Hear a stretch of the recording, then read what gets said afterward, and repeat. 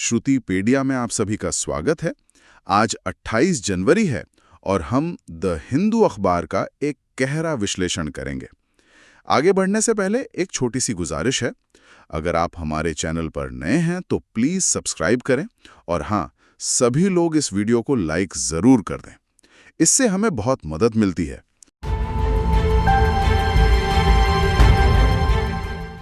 चलिए, हमेशा की तरह दिन की शुरुआत एक मैप प्रश्न से करते हैं। आज का सवाल है, माल्टा जो एक द्वीपीय देश यानी आइलैंड कंट्री है, वो किस समुद्र में स्थित है? जरा मैप पर इसकी लोकेशन खोजिए और अपना जवाब नीचे कमेंट्स में जरूर लिखिए। लिखने से मतलब चीजें लंबे समय तक याद रहती हैं।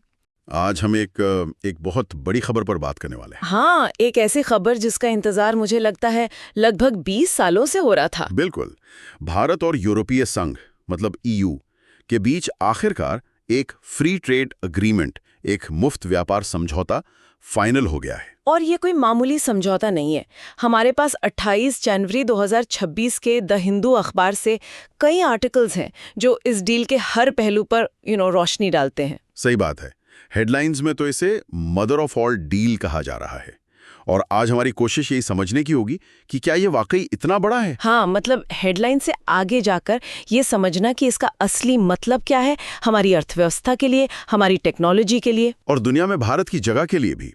और साथ ही एक और दिलचस्प घटना पर भी हम नजर डालेंगे जो इसी समय यूएन में हो रही थी, जो भारत की कूटनीति का एक बिल्कुल अलग चेहरा दिखाती है। तो चलिए शुरू करते हैं उस सवाल से जो शायद सबके मन में है।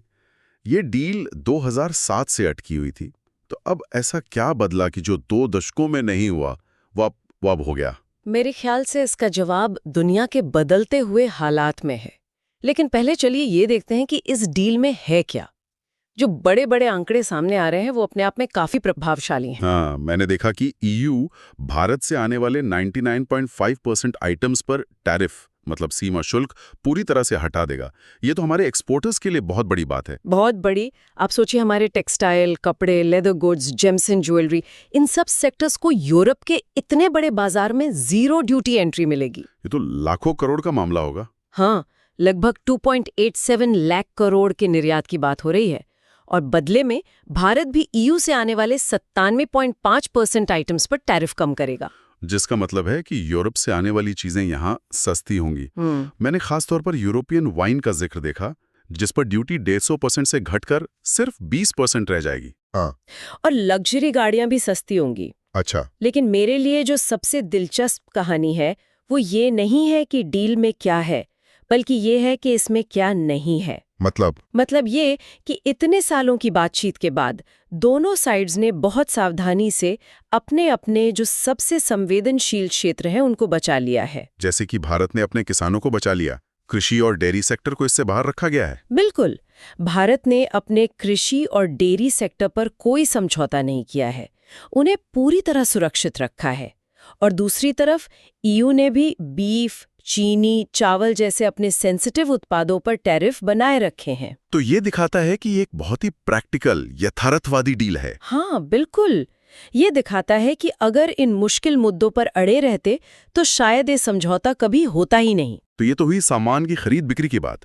लेकिन जब हम प्रधानमंत्री मोदी और ईयू अध्यक्ष उर्सुला वॉन डर लेयन के बयान देखते हैं, तो वो व्यापार से ज्यादा स्थिरता और रणनीतिक निर्भरता कम करने जैसे शब्दों पर जोर दे रहे हैं। और यहीं से ये डील एक साधारण व्यापार समझौते से कहीं ज्यादा बड़ी हो जाती है। इसका क्या मतलब है?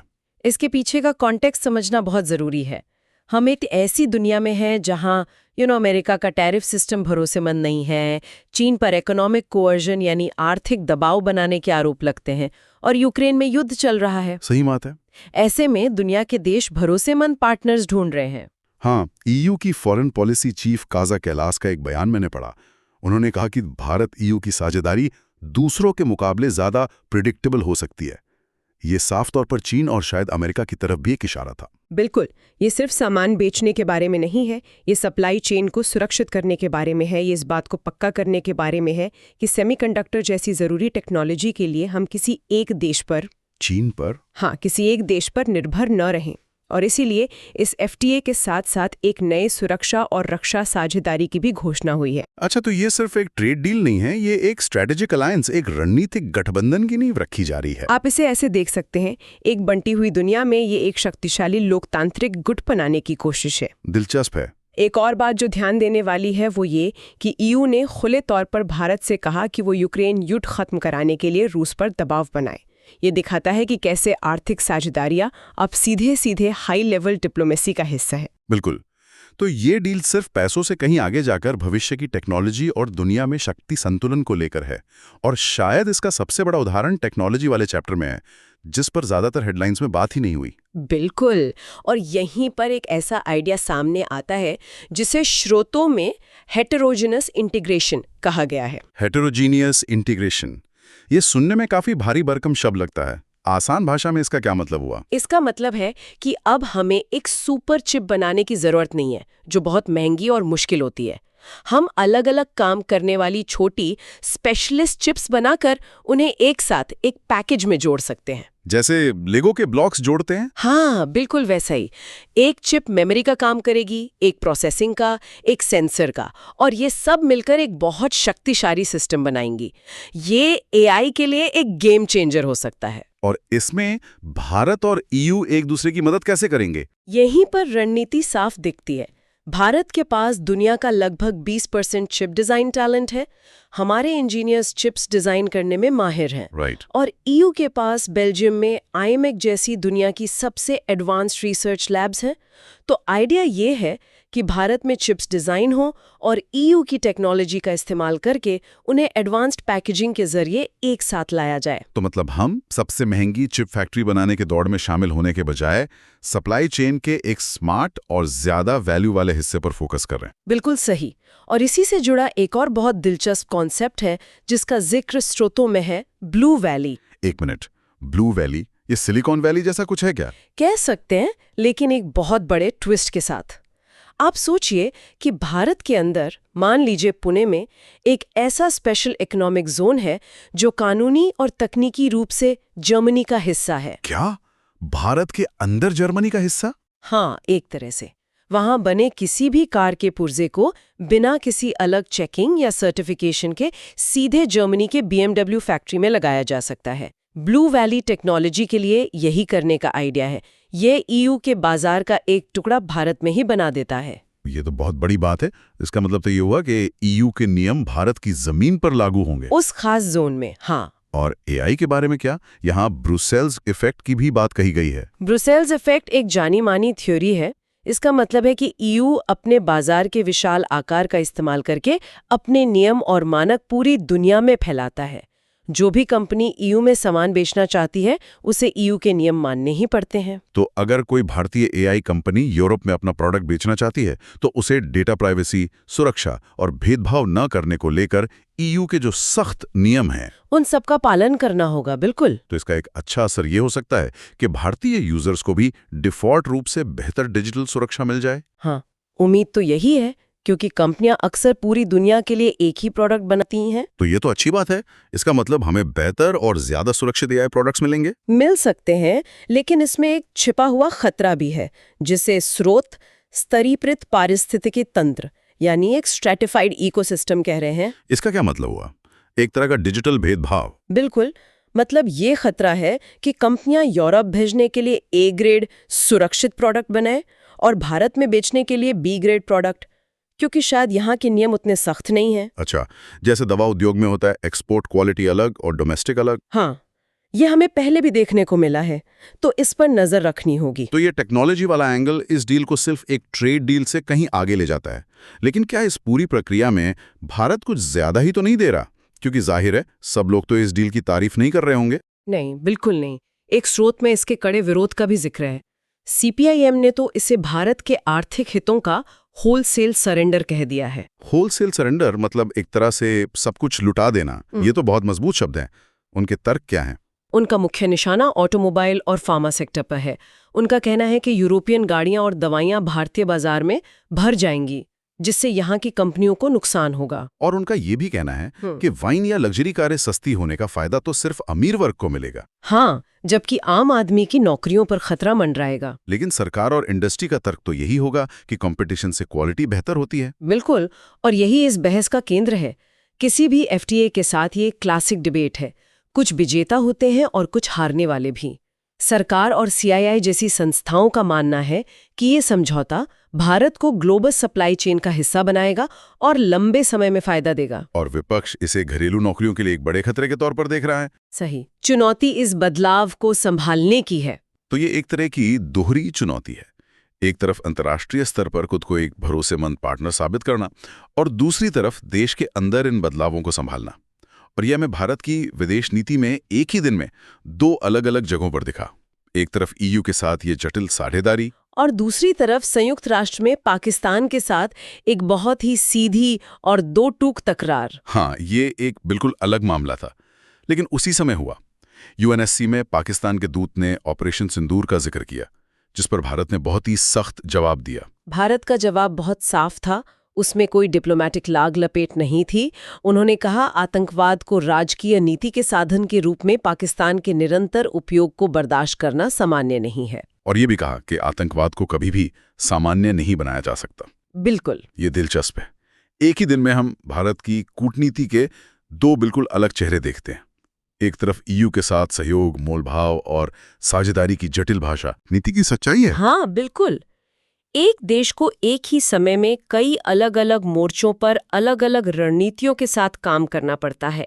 आप एक तरफ दुनिया के सबसे बड़े ट्रेडिंग ब्लॉक के साथ भविष्य की टेक्नोलॉजी पर नियम बना रहे होते हैं, और दूसरी तरफ अपने पड़ोसी को आतंकवाद पर अपनी रेड लाइंस याद दिला रहे होते हैं। बिल्कुल। तो जब हम इन सभी स्रोतों को एक साथ देखते हैं तो एक बड़ी तस्वीर उभरती है। हमारे सामने एक ऐतिहासिक व्यापार सौदा है जो असल में गहरी रणनीतिक और तकनीकी साझेदारी भी है, लेकिन ये घरेलू आलोचना से परे नहीं है। और इसका सार यही है कि ये समझौते अब सिर्फ अर्थशास्त्र के बारे में नहीं है। ये भविष्य की टेक्नोलॉजी के लिए नियम बनाने के बारे में है, एक अनिश्चित दुनिया में गठबंधन बनाने के बारे में है, और वैश्विक मंच पर एक राष्ट्र के रूप में अपने मूल सिद्धांतों को परिभाषित करने के बारे में। सही कहा।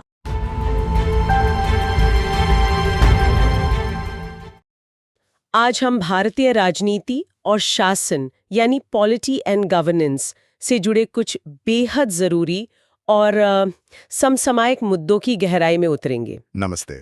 हमारे सामने जो सोर्सेज हैं वो हमें संसद के आने वाले बजट सत्र की घमाघमी से लेकर मतदाता सूचियों में हो रहे संशोधनों तक ले जाएंगे। और सिर्फ वहीं तक नहीं, हम 2027 की जनगणना के नए स्वरूप और मंदिर प्रशासन पर न्यायपालिका की एक अहम टिप्पणी पर भी बात करेंगे। हाँ, और ये सभी विषय जैसा हम जानते हैं यूपीएससी एस्पिरेंट्स के लिए खास तौर पर बहुत महत्वपूर्ण है। बिल्कुल। हमारा लक्ष्य सिर्फ इन घटनाओं की सरफेस लेवल रिपोर्टिंग करना नहीं है, बल्कि इनके पीछे जो संवैधानिक और प्रशासनिक पहलू हैं, new constitutional and administrative aspects, उनको समझना है। सही।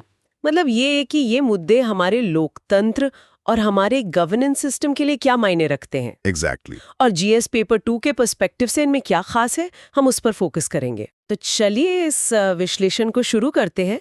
पहला मुद्दा संसद के बजट सत्र से जुड़ा है। सत्र शुरू होने से पहले ही माहौल काफी गर्म है ना? हाँ, बिल्कुल। विपक्ष ने सरकार को कई मुद्दों पर घेरने की पूरी तैयारी कर ली है। और इसमें सबसे प्रमुख है एमजीएनआरईजीए की जगह लाया गया नया कानून, विकसित भारत गारंटी फॉर रोजगार एंड आजीविका मिशन ग्रामीण, मतलब VBGRAMG। इस पर बहस की मांग हो रही है। हाँ, और ये मांग बहुत महत्वपूर्ण है।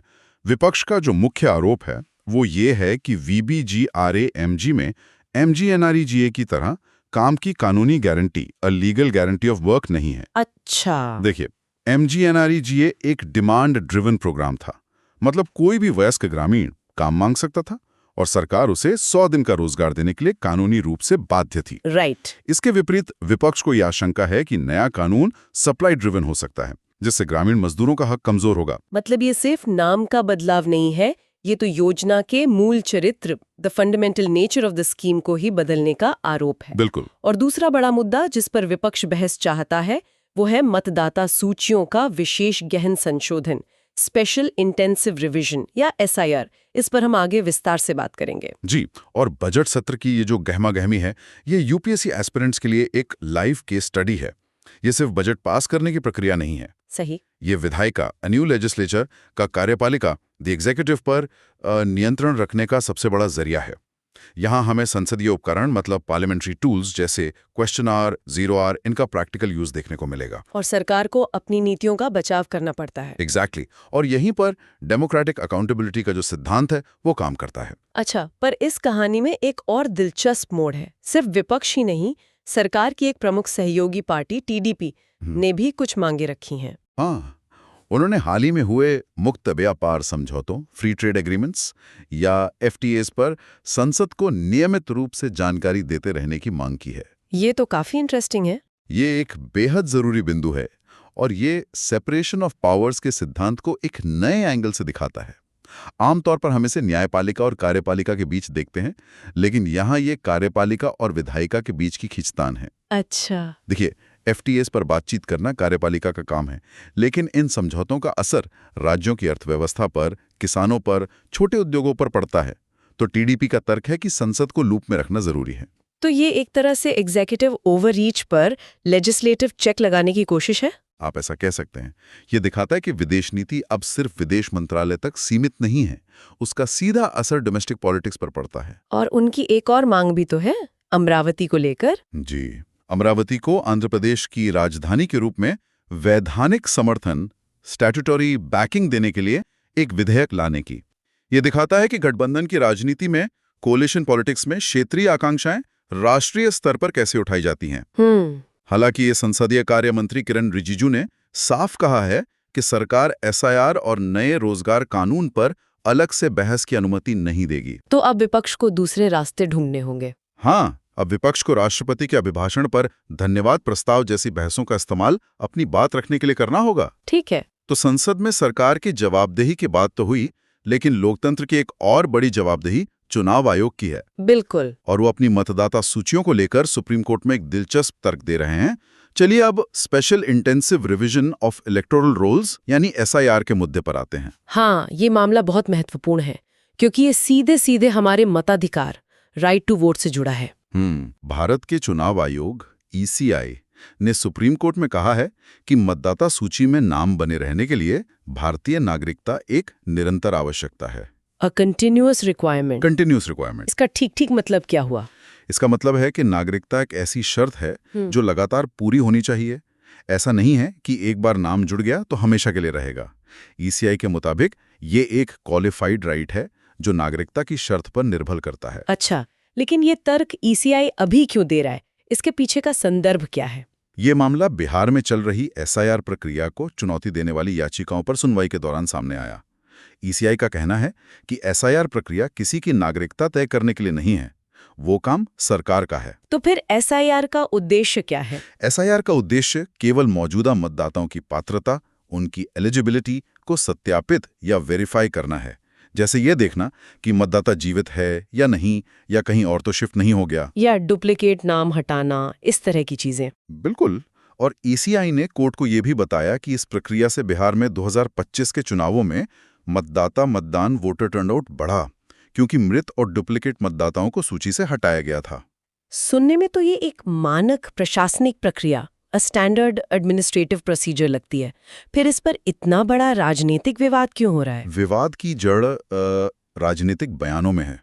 अच्छा। असम के मुख्यमंत्री हेमंत बिस्वा शर्मा का एक बयान आया कि SIR होने पर राज्य में 4 से 5 लाख मियाँ वोट हटा दिए जाएंगे। मियाँ शब्द वहाँ बंगाली भाषी मुसलमानों के लिए इस्तेमाल किया जाने वाला एक विवादास्पद टर्म है। ओहो। और दूसरी तरफ समाजवादी पार्टी प्रमुख अखिलेश यादव ने SIR को छिपे हुए रूप में NRC यानी NRC इन डिस्गाइज कह दिया।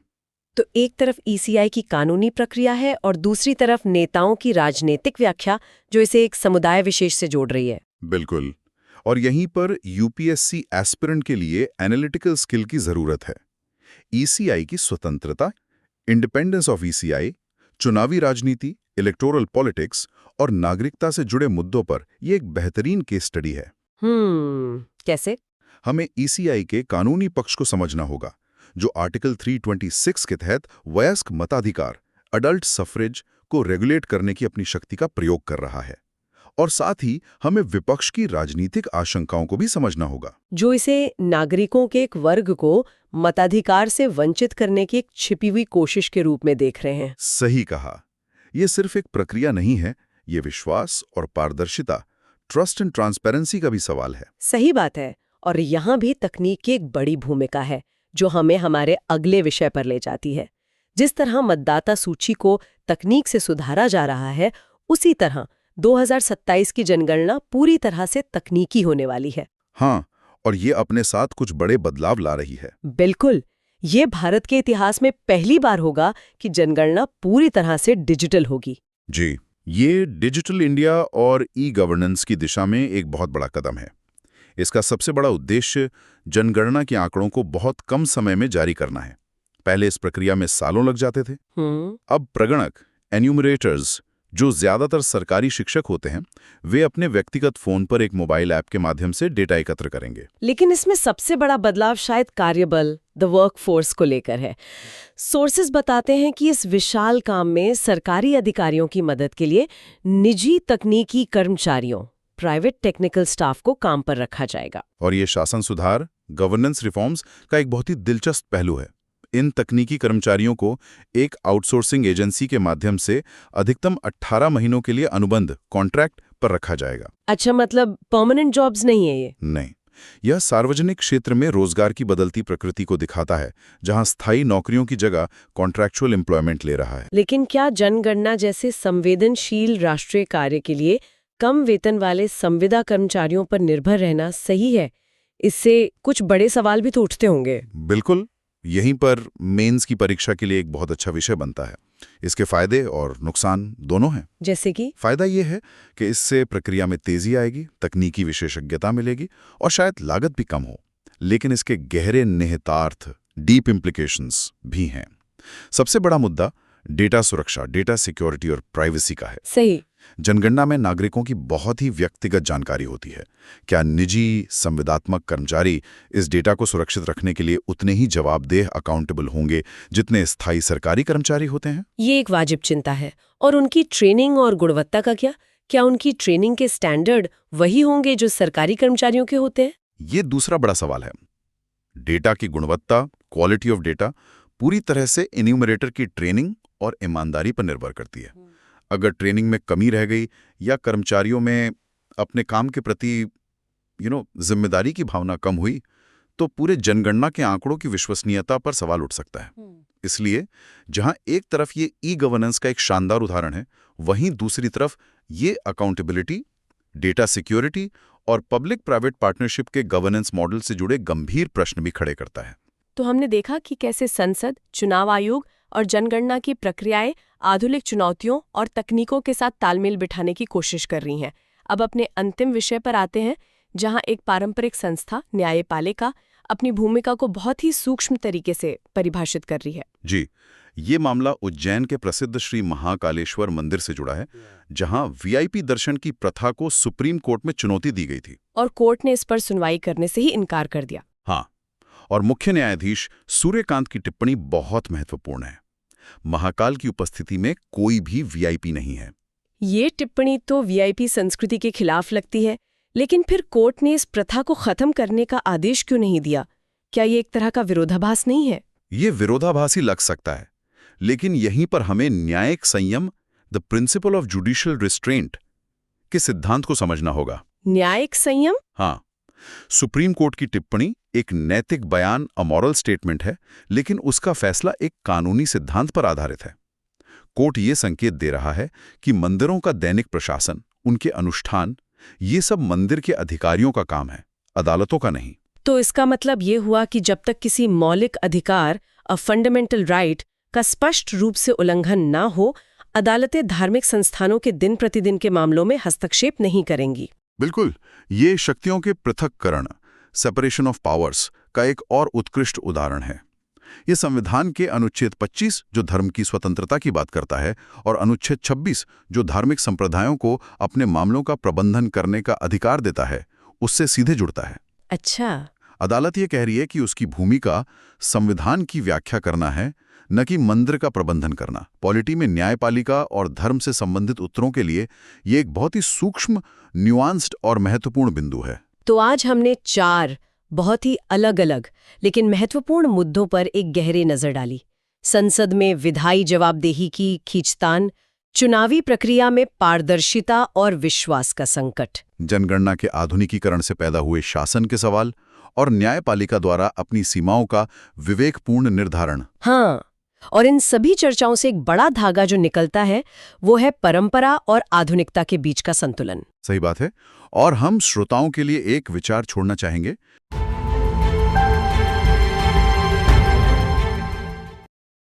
आज हम भारतीय अर्थव्यवस्था और पर्यावरण से जुड़े 3 ऐसे मुद्दों पर बात करने वाले हैं जिनमें एक धागा कॉमन है। हमारी बड़ी बड़ी महत्वाकांक्षाएं और जमीन पर मौजूद चुनौतियां, ये हर भविष्य के पॉलिसी मेकर के लिए और खासतौर पर यूपीएससी एस्पिरेंट्स के लिए शायद सबसे बड़ा सबक है। तो आज हम क्या देखने वाले हैं? पहला, सरकार की ambitious green technology PLI scheme, जो भारत को क्लीन एनर्जी का हब बनाने का सपना देखती है, पर जमीन पर उसकी गाड़ी थोड़ी फंसी हुई क्यों लग रही है?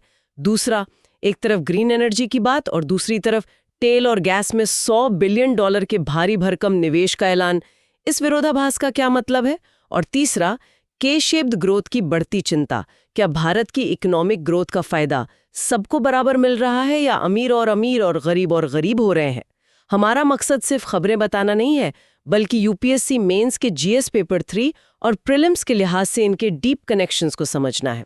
तो चलिए इस पर विस्तार से बात करते हैं। तो शुरुआत करते हैं भारत के एक बहुत बड़े और जरूरी लक्ष्य से।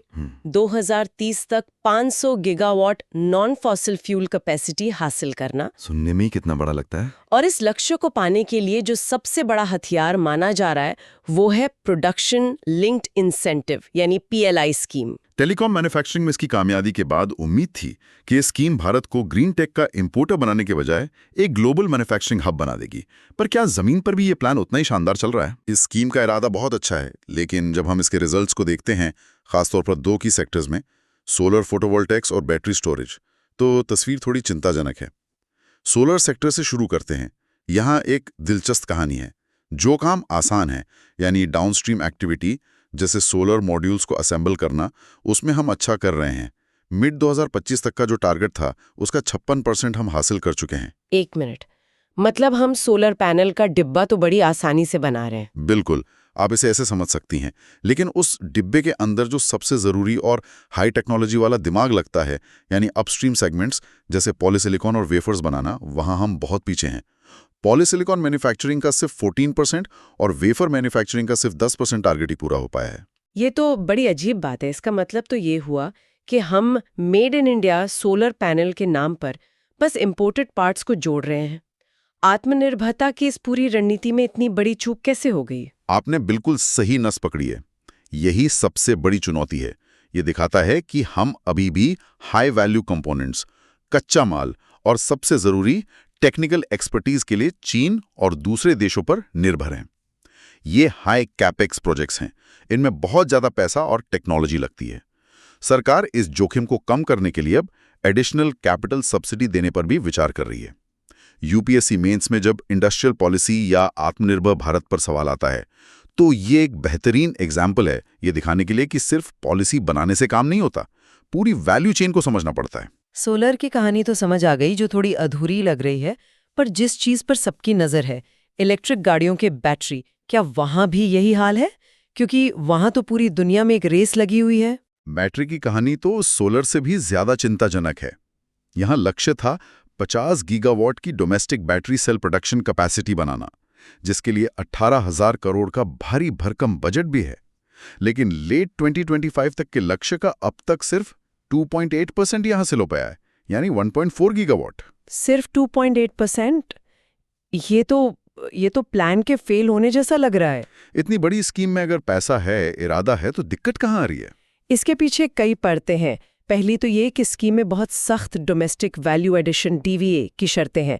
आपको 2 साल में 25% और 5 साल में 60% वैल्यू एडिशन देश में ही करना होगा, जो नई टेक्नोलॉजी के लिए बहुत मुश्किल है।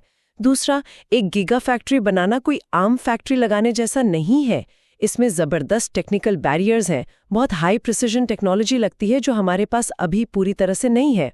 और कोई वजह? हाँ, एक बहुत ही प्रैक्टिकल और थोड़ी आयरॉनिकल वजह भी है। कई कंपनियां चीन से टेक्नोलॉजी ट्रांसफर कर रही हैं, लेकिन इन प्लांट्स को सेटअप करने के लिए जो एक्सपीरियंस्ड चाइनीज टेक्निकल एक्सपर्ट्स चाहिए, उन्हें वीजा मिलने में देरी हो रही है।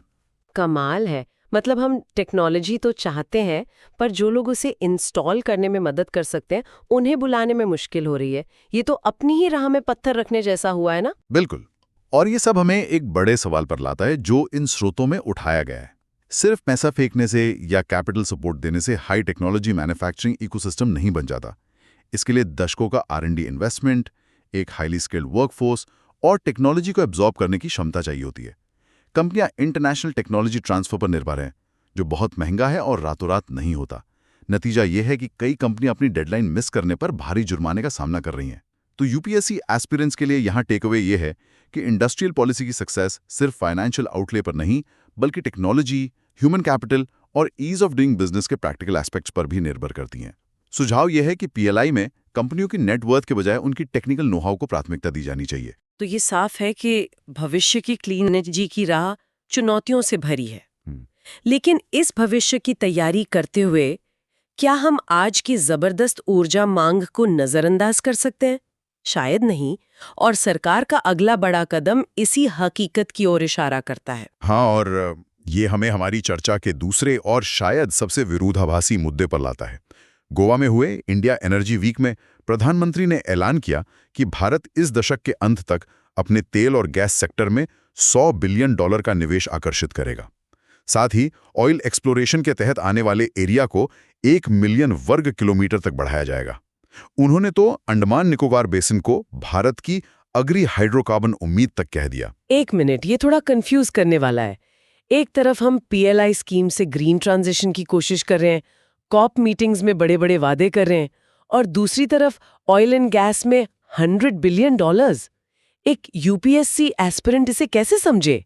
क्या ये सरकार की हिपोक्रेसी है या प्रैग्मेटिज्म? ये एक शानदार सवाल है, और यही वो डिलेमा है जो जीएस पेपर 3 के कोर में है। ये हिपोक्रेसी नहीं, बल्कि एक विकासशील देश की मजबूरी और हकीकत है। और इस हकीकत को समझने के लिए उसी इवेंट में मौजूद एक और व्यक्ति की बात सुनना जरूरी है। ADNO, जो यूएई की नेशनल ऑयल कंपनी है, उसके CEO सुल्तान अहमद अल जाबेर ने एक चौंकाने वाला अनुमान लगाया। उन्होंने कहा कि 2040 तक वैश्विक तेल की मांग 100 मिलियन बैरल प्रतिदिन से ऊपर ही रहेगी। लेकिन जो आंकड़ा उन्होंने दिया वो सच में आंखें खोलने वाला है। वो क्या था? उन्होंने कहा कि आज दुनिया में 1.6 बिलियन एयर कंडीशनर्स हैं। 2050 तक ये संख्या बढ़कर 5.6 बिलियन हो जाएगी। इसका मतलब है अगले 30 सालों तक हर सेकंड दुनिया में 10 नए AC बिकेंगे। हर सेकंड 10 AC? ये तो सोचने में भी अजीब लगता है। इसका मतलब तो ये हुआ कि हमारी ऊर्जा की भूख सिर्फ गाड़ियों या फैक्ट्रियों से नहीं, बल्कि हमारे घरों के अंदर से, हमारी कंफर्ट और एस्पिरेशन की चाहत से भी आ रही है। ये तो एनर्जी ट्रांजिशन की पूरी बहस को ये एक नया मोड़ देता है। ये सिर्फ टेक्नोलॉजी का सवाल नहीं, लाइफस्टाइल का भी सवाल है। एग्जैक्टली। और अल जबेर का निष्कर्ष यही था कि ऊर्जा सेक्टर के लिए सबसे बड़ा खतरा जरूरत से ज्यादा सप्लाई नहीं, बल्कि अंडर इन्वेस्टमेंट है। यानी अगर हमने ऊर्जा पैदा करने में निवेश नहीं किया तो हमारी बढ़ती जरूरतें पूरी नहीं हो पाएंगी। तो अब आपके सवाल पर वापस आते हैं। एक यूपीएससी एस्पिरेंट के लिए इसका मतलब है energy security versus climate commitments की क्लासिक डिबेट। मेंस में अगर सवाल आता है कि भारत अपनी ऊर्जा सुरक्षा और जलवायु प्रतिबद्धताओं के बीच संतुलन कैसे साध रहा है, तो आपके पास दोनों पक्ष रखने के लिए जबरदस्त पॉइंट्स हैं। एक तरफ आप ग्रीन टेक पीएलआई की चुनौतियों का जिक्र करेंगे और दूसरी तरफ आप $100 बिलियन के इस निवेश को भारत की डेवलपमेंटल नीड्स और बढ़ती एनर्जी डिमांड के सबूत के तौर पर पेश करेंगे। ये एक बैलेंस्ड और मैच्योर जवाब होगा। तो हमने देखा कि ऊर्जा के मामले में एम्बिशन और रियलिटी के बीच एक संतुलन बनाने की कोशिश हो रही है। पर जब हम पूरी अर्थव्यवस्था की बात करते हैं तो क्या वहां भी ग्रोथ का फायदा सब तक पहुंच रहा है? हाल ही में आए कुछ आंकड़े एक अलग ही कहानी बताते हैं, और एक शब्द बार बार सुनने में आ रहा है, के शेप्ड ग्रोथ। ये के शेप का जो जिक्र होता है, ये सुनने में तो एक अक्षर लगता है, पर अर्थव्यवस्था के लिए इसका मतलब क्या है? ये के हमें क्या बताता है? इसे समझना बहुत आसान है। आप अंग्रेजी के अक्षर के को देखिए। उसका एक हाथ ऊपर जा रहा है और एक हाथ नीचे। के शेप्ड रिकवरी का मतलब भी यही है। अर्थव्यवस्था का एक हिस्सा, जैसे बड़ी कंपनियां, टेक सेक्टर और अमीर लोग, तो बहुत तेजी से तरक्की कर रहा है। ये के का ऊपर जाता हुआ हाथ है। लेकिन अर्थव्यवस्था का दूसरा हिस्सा, जैसे छोटे और मंझले उद्योग, एमएसएमईज, असंगठित क्षेत्र के मजदूर और कम आय वाले परिवार, या तो संघर्ष कर रहे हैं या और नीचे जा रहे हैं। ये के का नीचे जाता हुआ हाथ है। मतलब हेडलाइन ग्रोथ नंबर तो अच्छा दिख सकता है, पर विकास का फायदा सबको बराबर नहीं मिल रहा। Growth is not inclusive. ठीक है, फेरी तो समझ आ गई। अब आते हैं उस रिपोर्ट पर जिसका जिक्र हमारे सोर्स मटेरियल में है। ये रिपोर्ट केंद्रीय बजट से ठीक पहले कांग्रेस पार्टी ने जारी की है। तो एक एस्पायरेंट को इसे कितनी गंभीरता से लेना चाहिए? क्या ये सिर्फ राजनीतिक आरोप है या इसमें वाकई कुछ ठोस आंकड़े हैं जिनसे हम कुछ सीख सकते हैं? ये बहुत जरूरी सवाल है। देखिए, सोर्स कोई भी हो, एक सिविल सर्विसेज एस्पिरेंट का काम है कि वो भावनाओं में बहे बिना डेटा और आर्ग्यूमेंट्स को देखे। इस रिपोर्ट का शीर्षक है inequality on the rise, welfare in retreat, और इसमें कुछ ऐसे पॉइंट्स उठाए गए हैं जिन्हें नजरअंदाज करना मुश्किल है, चाहे वो किसी भी पार्टी ने उठाए हों। जैसे कि रिपोर्ट का पहला पॉइंट तो सरकार के अपने डेटा की क्रेडिबिलिटी पर ही सवाल उठाता है। इसमें पूर्व मुख्य आर्थिक सलाहकार अरविंद सुब्रमण्यम का हवाला दिया गया है, जिनका मानना है कि भारत के जीडीपी के आंकड़े असलियत से 2.5% ज्यादा दिखाए जा रहे हैं, और इसका एक सबूत भी दिया गया है। 2024 में प्रोडक्शन साइड जीडीपी ग्रोथ 9.2% बताई गई, जबकि एक्सपेंडिचर साइड जीडीपी ग्रोथ सिर्फ 4.9% थी। दोनों में इतना बड़ा अंतर डेटा पर शक पैदा करता है। और रोजगार को लेकर क्या कहा गया है? क्योंकि मेक इन इंडिया और पीएलआई स्कीम्स का एक बड़ा मकसद तो जॉब्स क्रिएट करना ही है। 0.4% हो गई है, यानी मैन्युफैक्चरिंग में जॉब्स बढ़ने के बजाय घटी हैं। और चिंता की बात यह है कि कृषि पर निर्भरता 44.1% से बढ़कर 46.1% हो गई है।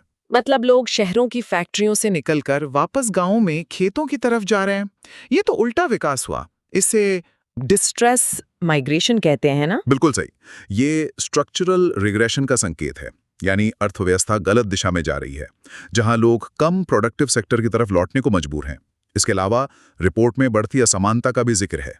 देश की राष्ट्रीय आय का 58% हिस्सा टॉप 10% लोगों के पास है, जबकि नीचे की 50% आबादी को सिर्फ 15% मिलता है। ये आंकड़े तो काफी गंभीर हैं। और आम आदमी के घर की आर्थिक स्थिति के बारे में भी कुछ है। हाँ, और शायद ये सबसे ज्यादा रिलेटेबल पॉइंट है। परिवारों की नेट वित्तीय बचत, नेट हाउसहोल्ड फाइनेंशियल सेविंग्स, घटकर 5.2% पर आ गई है, जो पिछले 5 दशकों में सबसे कम है। इसका मतलब है कि लोग पहले से कम बचत कर पा रहे हैं। और दूसरी तरफ घरेलू कर्ज, हाउसहोल्ड डेट, 2019 में 35% से बढ़कर 41% हो गया है, यानी बचत कम और कर्ज ज्यादा। ये के शेप के निचले हिस्से की कहानी को बयां करता है। तो एक एस्पिरेंट इन सब आंकड़ों का क्या करे? अपने मेंस के आंसर में एक पॉलिटिकल पार्टी की रिपोर्ट को कोट करना कितना सही है? बहुत अच्छा सवाल। आपको सीधे सीधे ये नहीं लिखना है कि कांग्रेस पार्टी की रिपोर्ट के अनुसार, आपको इसे स्मार्टली यूज करना है। जीएस पेपर 3 में inclusive growth, inequality, job creation, ये सब हॉट टॉपिक्स हैं। आप एक बैलेंस्ड जवाब लिखने के लिए इन आंकड़ों का इस्तेमाल कर सकते हैं। आप लिख सकते हैं, While official data points towards robust GDP growth, some alternative data sources and reports indicate underlying concerns of a K-shaped recovery. For instance, they highlight a decline in the manufacturing sector's share in employment and a significant rise in household debt, suggesting that the benefits of growth may not be uniformly distributed. ये आपके जवाब को critical analysis और depth देता है और दिखाता है कि आप सिर्फ सरकारी आंकड़े नहीं, बल्कि पूरी तस्वीर देख रहे हैं। तो आज हमने 3 बहुत बड़े मुद्दों को समझा। हमारी ग्रीन टेक महत्वाकांक्षाओं और ज़मीनी हकीकत का अंतर, ऊर्जा सुरक्षा की मजबूरी के चलते जीवाश्म ईंधन पर हमारी निरंतर निर्भरता और हमारी आर्थिक वृद्धि की प्रकृति पर चल रही ये महत्वपूर्ण बहस। अगर हम इन सबको एक बड़ी तस्वीर में देखें तो एक ही तनाव बार बार सामने आता है, पॉलिसी एम्बिशन और ग्राउंड रियलिटी के बीच का तनाव। पीएलआई स्कीम के लक्ष्य कागज पर बहुत बड़े हैं, लेकिन जमीन पर तकनीकी और प्रशासनिक बाधाएं हैं। हमारे जलवायु लक्ष्य बहुत ऊंचे हैं, लेकिन हमारे विकास की ऊर्जा जरूरतें हमें जीवाश्म ईंधन में भी बड़े निवेश के लिए मजबूर कर रही हैं। आधिकारिक कहानी हाई ग्रोथ की है, लेकिन दूसरे आंकड़े बढ़ती असमानता और घरेलू संकट की ओर इशारा कर रहे हैं। और ये सब एक ही बड़ी चीज की तरफ इशारा करता है, जिसे हम पॉलिसी सर्कल्स में स्टेट कैपेसिटी कहते हैं।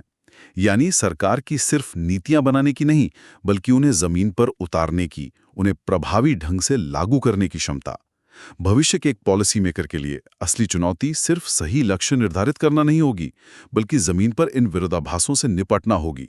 शायद असली सवाल ये नहीं है कि हमारी नीतियां क्या हैं, बल्कि ये है कि हम उन्हें लागू करने के लिए अपनी एडमिनिस्ट्रेटिव मशीनरी को कैसे मजबूत कर सकते हैं, ताकि उनका लाभ आखिरी इंसान तक पहुंचे। यही वो सवाल है जिसके बारे में हमारे लिसनर्स को सोचना चाहिए।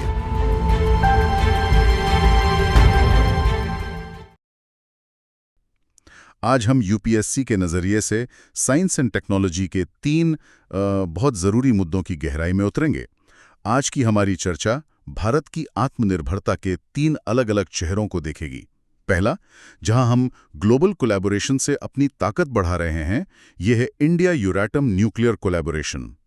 दूसरा, जहां हम आत्मनिर्भर बनने की कोशिश में कह सकते हैं कि बड़ी चुनौतियों का सामना कर रहे हैं, advanced chemistry cell battery storage की कहानी।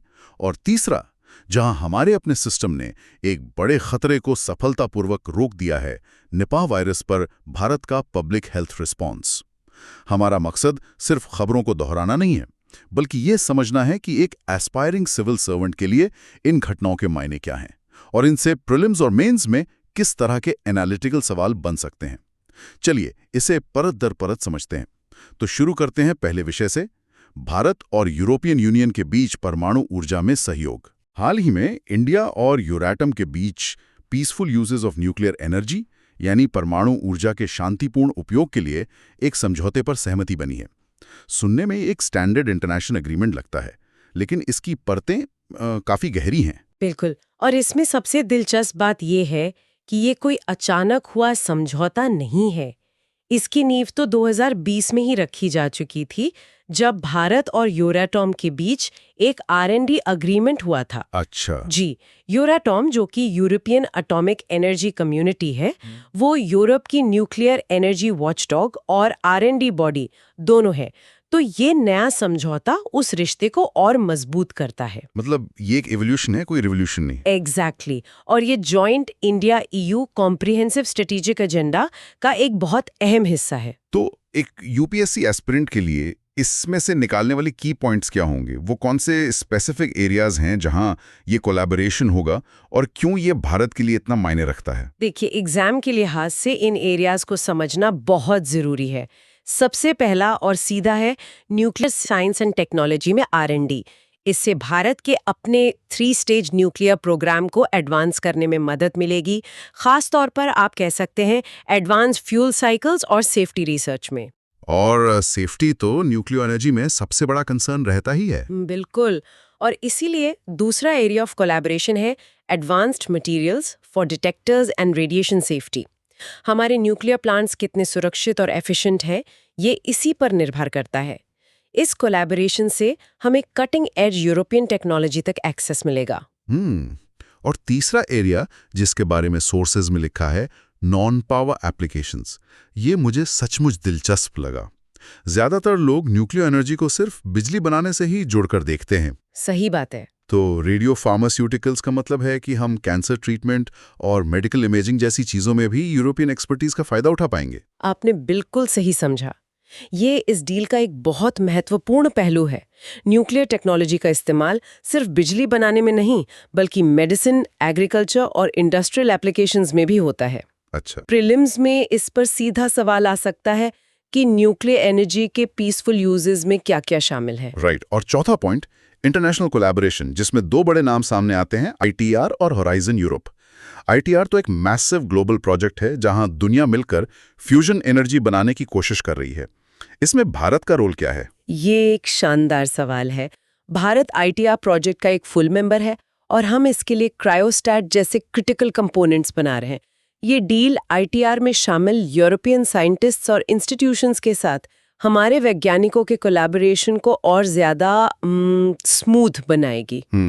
इंफॉर्मेशन और रिसर्च का फ्लो आसान होगा और होराइजन यूरोप, जो EU का लगभग 9.5 बिलियन यूरो का रिसर्च फंडिंग प्रोग्राम है, उसमें भी भारतीय रिसर्चर्स की भागीदारी को ये डील बढ़ावा देगी। तो अगर हम इसे समेटें तो ये सिर्फ एक एनर्जी डील नहीं है, ये एक मल्टी लेयर्ड एग्रीमेंट है। मेंस के नजरिए से देखें तो जीएस पेपर 2 में ये इंडिया यूएस स्ट्रेटेजिक पार्टनरशिप का एक कॉन्क्रीट एग्जाम्पल है। और जीएस पेपर 3 में जीएस पेपर 3 में ये दिखाता है कि भारत कैसे इंटरनेशनल कोऑपरेशन के जरिए अपनी एनर्जी सिक्योरिटी और टेक्नोलॉजिकल कैपेबिलिटीज दोनों को एक साथ मजबूत कर रहा है। बिल्कुल, ये strategic autonomy through strategic partnership का एक बेहतरीन उदाहरण है। हम क्रिटिकल टेक्नोलॉजी तक पहुंच हासिल कर रहे हैं बिना हर चीज को शून्य से शुरू किए। तो ये न्यूक्लियर डील भारत को ऊर्जा के क्षेत्र में बाहरी दुनिया से जोड़ने का एक बड़ा कदम है। लेकिन असली आत्मनिर्भरता तो तब आएगी जब हम क्रिटिकल टेक्नोलॉजी देश के अंदर ही बना सके। और यहीं पर हमारी दूसरी खबर जो बैटरी मैन्युफैक्चरिंग से जुड़ी है, एक बिल्कुल अलग और ज्यादा चैलेंजिंग तस्वीर पेश करती है। भारत का लक्ष्य है 2030 तक 500 gigawatt non fossil fuel capacity हासिल करना। और इसके लिए एनर्जी स्टोरेज, खासतौर पर एडवांस्ड केमिस्ट्री सेल बैटरीज, रीढ़ की हड्डी की तरह हैं। सरकार ने इसके लिए 18,000 करोड़ की PLI स्कीम भी शुरू की। लेकिन सोर्सेज की हेडलाइंस कहती हैं मैन्युफैक्चरिंग वोज। और ये मामला सिर्फ इलेक्ट्रिक व्हीकल्स तक सीमित नहीं है। सही। अगर हमारे पास अपनी बैटरीज नहीं होंगी तो हम सोलर और विंड एनर्जी को स्टोर कैसे करेंगे? और हमारा EV रेवोल्यूशन भी इंपोर्टेड सेल्स पर ही निर्भर रहेगा, खासकर चीन से। ये नेशनल सिक्योरिटी का भी मामला है। तो फिर जमीनी हकीकत क्या है? टारगेट और अचीवमेंट में कितना गैप है? आंकड़े क्या कहते हैं? देखिए, आंकड़े ही सारी कहानी बयान करते हैं। टारगेट था 50 गीगावाट आवर्स, यानी 50 GWH की domestic battery cell production capacity establish करना। 50 GWH, ठीक है। लेकिन 2025 के आखिर तक हम सिर्फ 1.4 GWH ही हासिल कर पाएं। क्या? बस 1.4 GWH? जी, ये टारगेट का 3% भी नहीं है, सिर्फ 2.8%। ये बहुत बड़ा गैप है। 1.4 गीगावाट। ये आंकड़े वाकई चौंकाने वाले हैं। ये हमारी ग्रीन एनर्जी ट्रांजिशन की स्पीड पर एक बड़ा क्वेश्चन मार्क लगाता है। सोर्सेज इसकी क्या वजह बताते हैं? सोर्सेज ने कई बड़ी चुनौतियों को साफ साफ बताया है।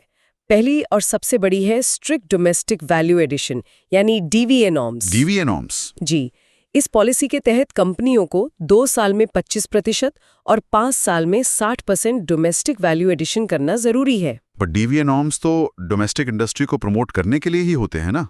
इसमें क्या प्रॉब्लम है? विजन तो है, लेकिन शायद जमीनी हकीकत से थोड़ा दूर है।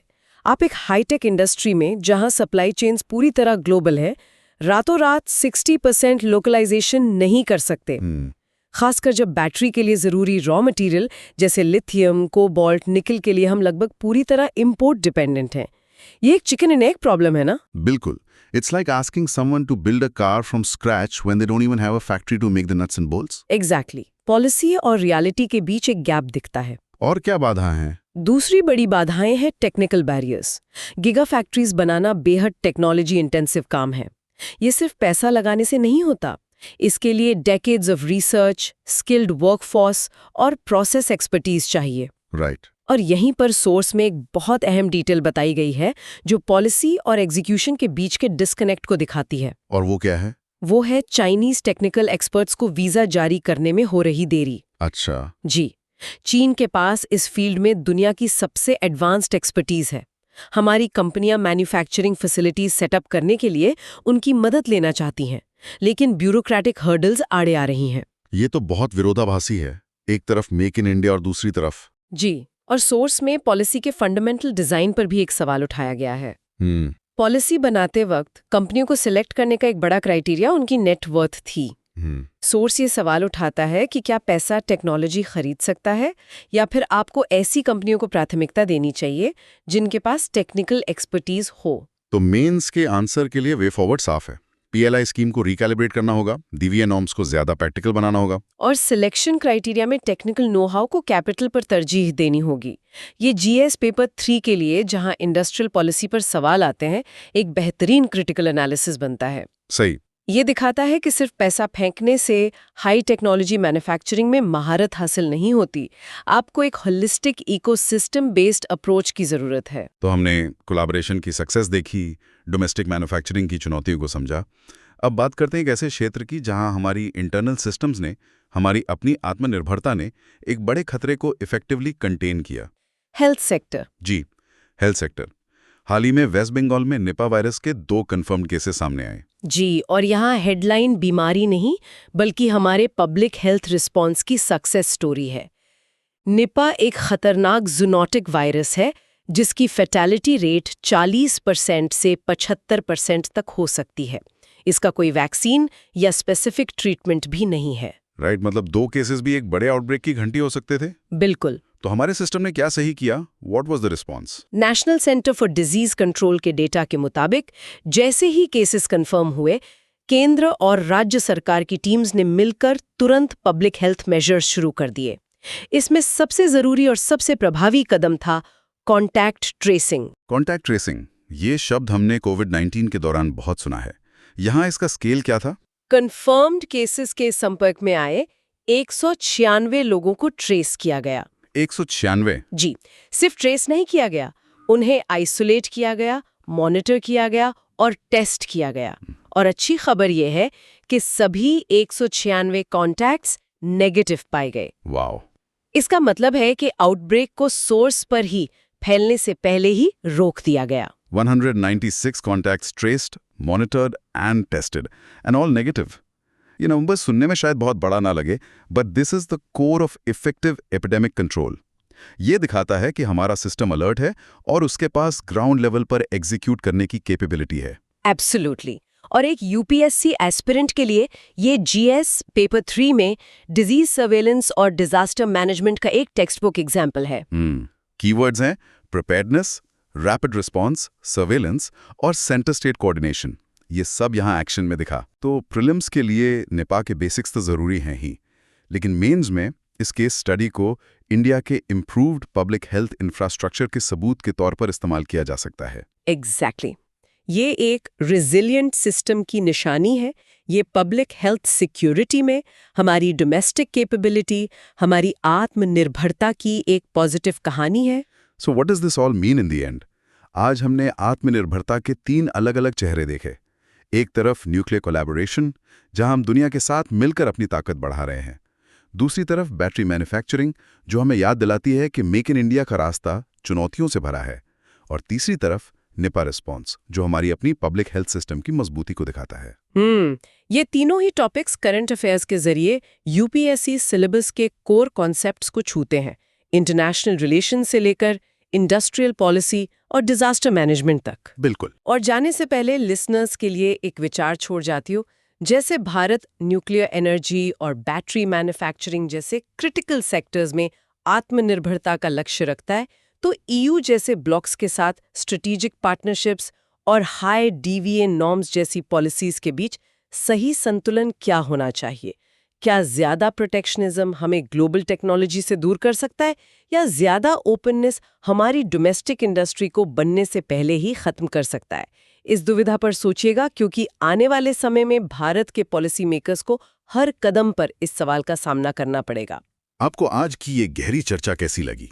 हमें अपने फीडबैक में जरूर बताइएगा। और अगर आपको ऐसे ही इन डेप्थ एनालिसिस पसंद है तो इस शो को सब्सक्राइब करना ना भूलें। इस पूरी चर्चा के नोट्स पीडीएफ फॉर्मेट में पाने के लिए हमारा टेलीग्राम चैनल जरूर ज्वाइन करें। जय हिंद।